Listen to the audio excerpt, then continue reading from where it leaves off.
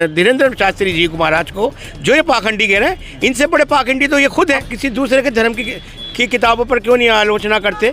आप सिखों के ऊपर क्यों नहीं कर सकते? आप ईसाइयों पर नहीं कर सकते? आप जैन समाज पर उंगली नहीं उठा सकते? आप मुस्लिम समाजों का दुश्मन खुद हिंदू हुआ है, जिसकी उम्र अभी घूमने फिरने की है, जिसकी उम्र अभी फिल्में देखने की है, दूसरे कार्यक्रम दूसरे शौक करने की है, उसने उन सब पर लात मारकर उन सबको त्याग कर हिंदू धर्म को अपना लिया। कि हिंदू धर्म में कोई ऊंच नीच कोई भेदभाव नहीं होता। हैदर भाई, रामचरितमानस को लेकर जो बवाल चल रहा है उसको कैसे देखते हैं?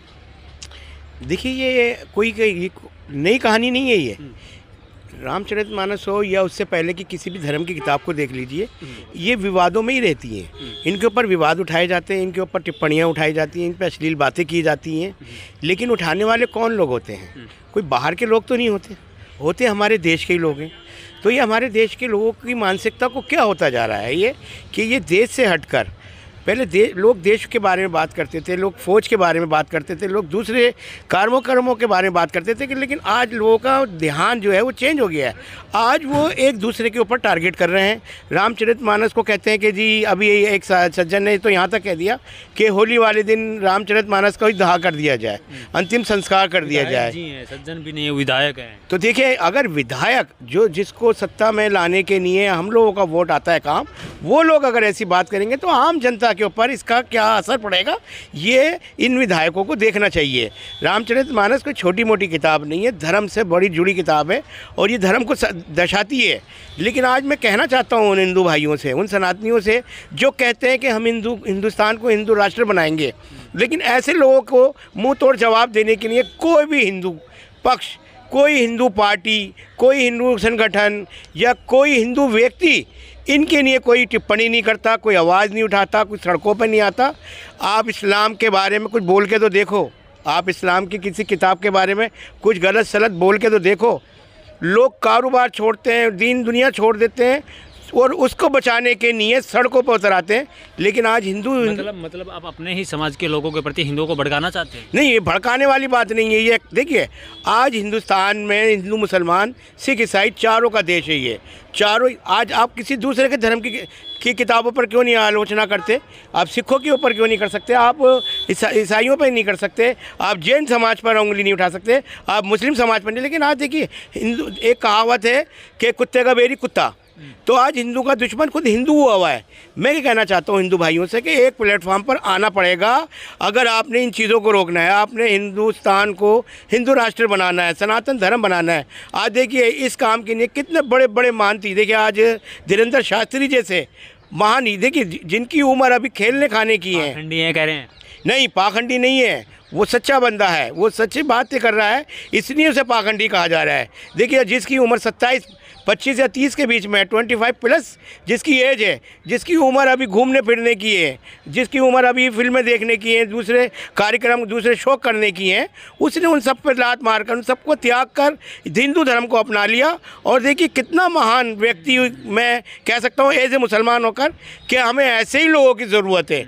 जिस दिन ये ऐसे लोग धरती पर आ गए और धरती को इन्होंने संभाल लिया तो देखिएगा ये हिंदू धर्म कहाँ से कहाँ तक जाएगा। कथा के नाम पे पाखंडवाद, अंधविश्वास फैलाते हैं धीरेन्द्र शास्त्री। आप कह रहे हैं कि चमत्कारी, वो जो ये बात कह रहे हैं वो खुद पाखंडी हैं। वो उनको खुद नहीं पता। उनके बारे में तो मैं सिर्फ एक बात कहूँगा कि ईसा पीर ना मूसा पीर, सबसे बड़ा है पैसा पीर। तो उनके लिए सबसे बड़ा जो पैसा है वो पीर ही है। उनके लिए कोई धर्म मायने नहीं रखता। उनको अपनी टीआरपी बढ़ानी है, उन्होंने एक समुदाय को खुश करने के लिए दूसरे समुदाय के ऊपर टारगेट करना है, उनके बारे में गलत सलत बोलना है, उनको जो है उकसाना है। तो ऐसा नहीं चलेगा, ये सरासर गलत है। ऐसा चलेगा ये, जैसे कि देखिए, आज अगर हम कहते हैं, बहुत से कहते हैं कि जी हिंदू राष्ट्र बनाने के लिए हिंदुओं को बहुत बड़ी कुर्बानी देनी पड़ेगी। क्या कुर्बानी देनी पड़ेगी? अरे मैं कहता हूँ आप हिंदू राष्ट्र बनाओ।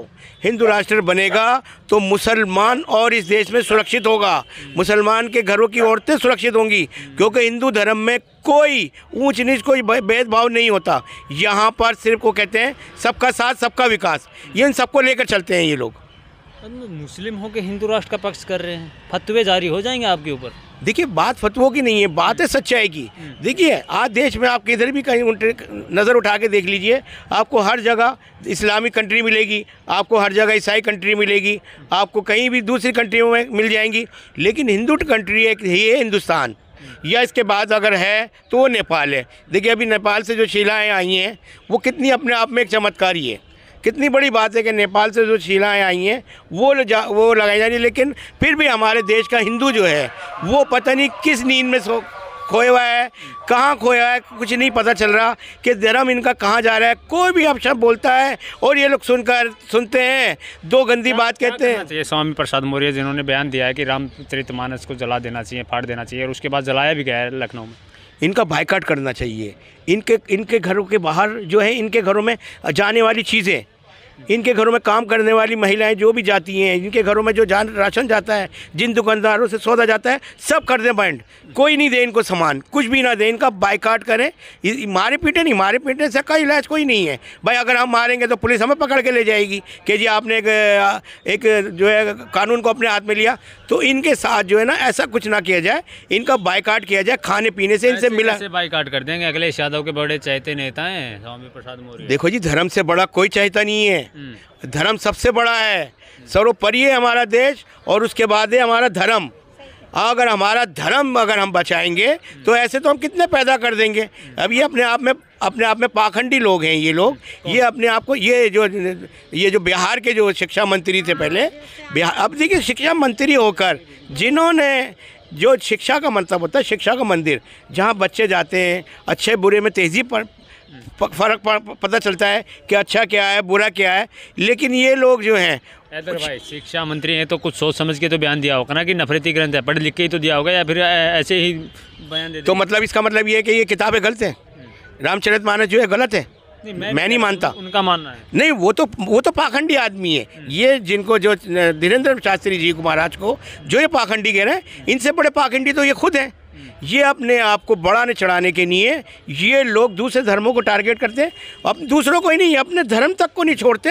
इससे गिरे हुए आदमी और कौन होंगे संसार में? पाखंडी वो नहीं, पाखंडी आप हैं। मुस्लिम हो के सनातन धर्म का और हिंदू धर्म का वो करते, प्रचार प्रसार करते आप। नहीं, मैं हिंदू धर्म, मैं सनातनी भी नहीं हूँ, मैं सिर्फ एक हिंदुस्तान का देशवासी हूँ। हिंदुस्तान एक वाहिद कंट्री ऐसी है, एक ऐसी मुल्क है जहाँ हिंदू राष्ट्र होना चाहिए। देखिए सारी दुनिया में हिंदू राष्ट्र की मांग करेंगे तो आप मुस्लिम है ही नहीं।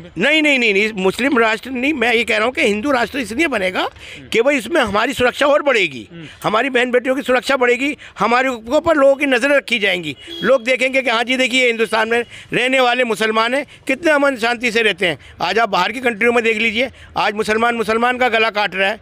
आज देख लीजिए कोई मस्जिद में बम रख के ब्लास्ट कर देता। अभी देखिए ईरान में 55 लोगों को मस्जिद में ब्लास्ट करके आत्मघाती हमला करके मार दिया गया। कम से कम हमारे देश में हम मुसलमान सुरक्षित तो हैं।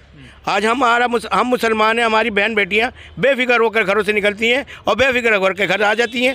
आप बाहर की कंट्रियों में जाके तो देखिए, आप कहीं खड़े हो नहीं सकते, कहीं बैठ नहीं सकते कि कब ब्लास्ट हो जाए, कब धमाका हो जाए, कुछ नहीं पता चलता। नहीं, डर नहीं लगता, बिल्कुल डर नहीं लगता, इसमें डरने वाली कोई बात नहीं है। हम इनके साथ हैं। देवबंद के मौलाना फतवा जारी कर देंगे आपके इतना प्रचार प्रसार करोगे सनातन का। तो देवबंद के मौलाना भी हमारे साथ हैं। वो कह रहे हैं बनाओ इसको, देश को राष्ट्र बनाओ, हिंदू राष्ट्र बनाओ, इसे सनातन बनाओ, क्योंकि सनातन धर्म जो है वो कभी भेदभाव नहीं करता। वो कहता है सबको साथ लेके चलो, बस शर्त ये होनी चाहिए कि आप जिस देश का खा रहे हो उसी की गाओ।